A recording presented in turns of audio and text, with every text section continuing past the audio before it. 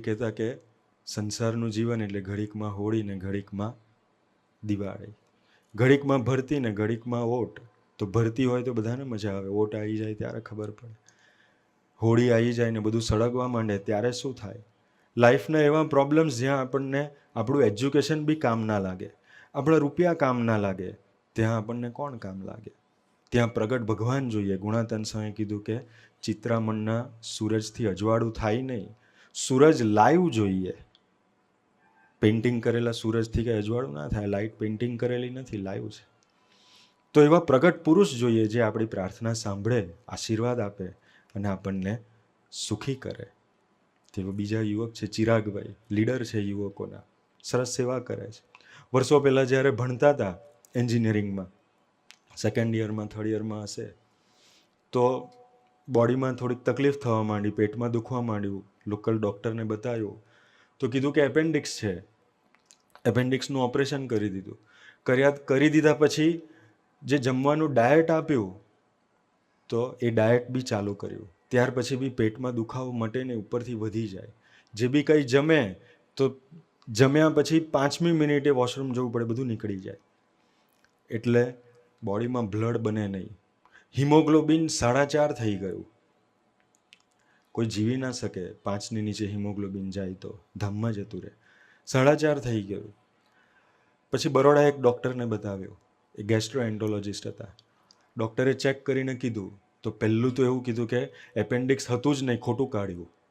શું કરીએ આપણે લોકો? નીકળી ગયું. પછી જે ડાયટ આપેલું ને, તો ડૉક્ટરે કીધું કે તને જે રોગ છે એ તો અલ્સરેટિવ કોલાઇટિસ છે, એમાં આ ડાયટ ચાલે નહીં, એટલે તો એ વધારે છે તારો દુખાવો. તો હવે શું કરીએ કહો? કયું એજ્યુકેશન કામ લાગશે? કયું આપણને આપણી સમૃદ્ધિ કામ લાગશે? કશું કામ ના લાગે. મિકેનિકલ એન્જિનિયરિંગવાળા સબ્જેક્ટ ભણાવે છે, હીટ ટ્રાન્સફર છે, કોઈ ભણેલા હશે હે ને? હીટ ટ્રાન્સફર ભણે ને, હીટ ટ્રાન્સફર થાય મેટલથી બીજા મેટલમાં, એક ઓબ્જેક્ટથી બીજા ઓબ્જેક્ટમાં. અહીંયાની હીટ વધી જાય તો ક્યાં ટ્રાન્સફર કરવી ભાઈ? કોણ એને ઓછી કરે? આ પુરુષો એટલે ધરતી ઉપર વિચરણ કરે, હીટ ઓછી કરે. એપેન્ડિક્સનું ઓપરેશન કરી નાખ્યું, ડૉક્ટર પર હીટ થાય કે ના થાય? પણ શું કરવાનું? હીટ થઈને બી હવે નીકળી જ ગયું. પૈસા ગયા, ઉપરથી વધારે દુઃખી થયા. એ બરોડાવાળા ડૉક્ટર એ કીધું કે તું જો મારો ભાઈ હોય તો અલ્સરેટિવ કોલાઇટિસ એટલે તમને થોડું વર્ણન કરવું પડશે. આપણને જે મોટું આંતરડું હોય, લાર્જ ઇન્ટેસ્ટાઇન, એની અંદર ચાંદા પડી જાય, ફોલ્લા જેવા મોઢામાં થાય, મોઢું આવે, ગરમી આવે ને આપણાથી ખવાય નહીં, એવું આંતરડામાં થઈ જાય. ચિરાગભાઈને એટલા બધા થઈ ગયેલા કે ડૉક્ટરે એન્ડોસ્કોપી કરવા કેમેરા જ્યારે એમના ઇન્ટેસ્ટાઇનમાં નાખ્યો તો 2 ઇંચથી વધારે કેમેરો જતો નહોતો.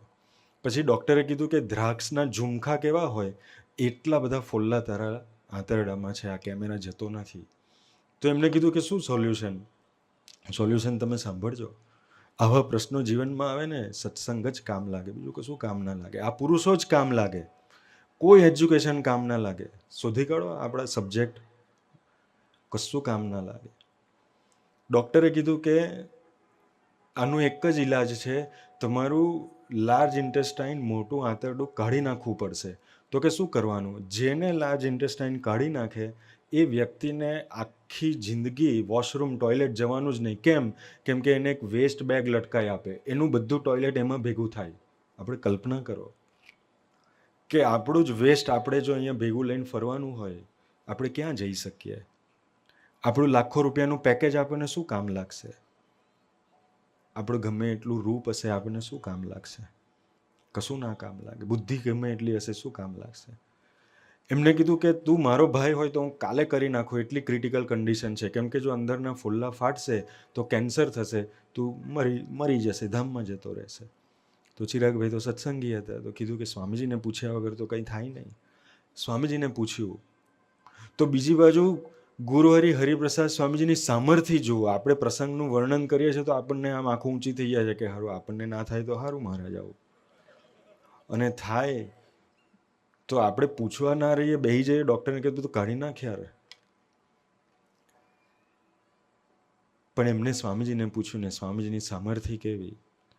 એક બાજુ ડૉક્ટર એવું કહે છે કાલે ને કાલે ઓપરેશન કરવું પડે અને મોટું આંતરડું કાઢવું પડે, બીજી બાજુ સ્વામીજી એવું કહે છે કે ચિરાગ ચિંતા ના કરીશ, આપણે છે ને તારો રોગ ભજનથી મટાડવો છે. અને બીજું સ્વામીજીએ કીધું કે આપણે ઓપરેશન નથી કરાવવું, તું કોઈ સારા ડૉક્ટર બોમ્બેના શોધ, આપણે એમને બતાવીએ. ચિરાગભાઈ શોધ્યું રેફરન્સથી, તો બોમ્બે હોસ્પિટલમાં ડૉક્ટર અમરાપુરકર હતા, ઇન્ડિયાના બેસ્ટ ગેસ્ટ્રોએન્ટરોલોજિસ્ટ. સ્વામીજી કીધું તું એની પાસે બતાવવા જા. બતાવવા માટે ગયા. ડૉક્ટરે ચેક કર્યું તો એમને બી એવું થયું, પેલો એન્ડોસ્કોપ જાય નહીં અંદર. ડૉક્ટરે કીધું કે આ તો બહુ ક્રિટિકલ કન્ડિશન છે. તો કે શું કરવાનું? ડૉક્ટર કીધું ઊભા રહો. તો એમને એક પેશન્ટને આગળ એવું ઓપરેશન કરેલું જેનું લાર્જ ઇન્ટેસ્ટાઇન કાઢી નાખેલું, એને બોલાયા અને ચિરાગભાઈને કીધું કે તું આને મળી લે ને આની જોડે સમજી લે કે આ તારું ઇન્ટેસ્ટાઇન જશે પછી તારી પરિસ્થિતિ કેવી થશે એ આની જોડે સમજી લે. એટલે પહેલાં એ તો સમજાયું કે ભાઈ આમાં તો વેસ્ટમાં બધું ભેગું થાય અને દિવસમાં 2-3 વાર તમારે વેસ્ટ બેગ ધોવી પડે અને કે જે દિવસે જે ટાઈમે તમે વેસ્ટ બેગ ક્લીન કરશો ત્યારે તમારા ઘરે આજુબાજુ કોઈ ઊભું નહીં રહી શકે, એટલી બધી એની ખરાબ સ્મેલ આવશે. એટલે કે તમારું જીવન નરક જેવું થઈ જશે જીવતે જીવતા. તો આપણે શું કરીએ? ચિરાગભાઈએ સ્વામીજીને કીધું કે સ્વામીજી ડૉક્ટર અમરાપુરકર છે એવું કહે છે કે હવે ઓપરેશન જ કરાવવું પડશે, કંઈ થશે નહીં. સ્વામીજી કે તું મને વાત કરાવ એમના જોડે. સ્વામીજી ક્યારે પર્સનલી મળ્યા નથી. આપણે કેવા પુરુષની ગોદમાં બેઠા છે, એમની સામર્થ્ય તો જુઓ.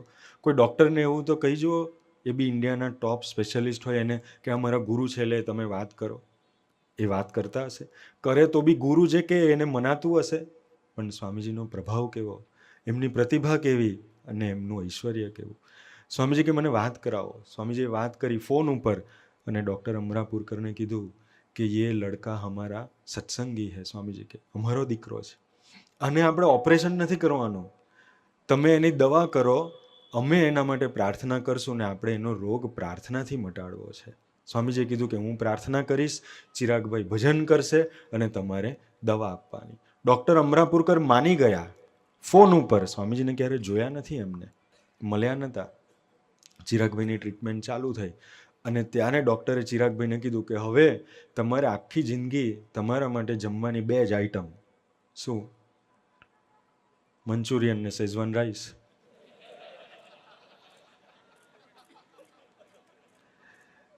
ઢીલી ખીચડી ને દહીં.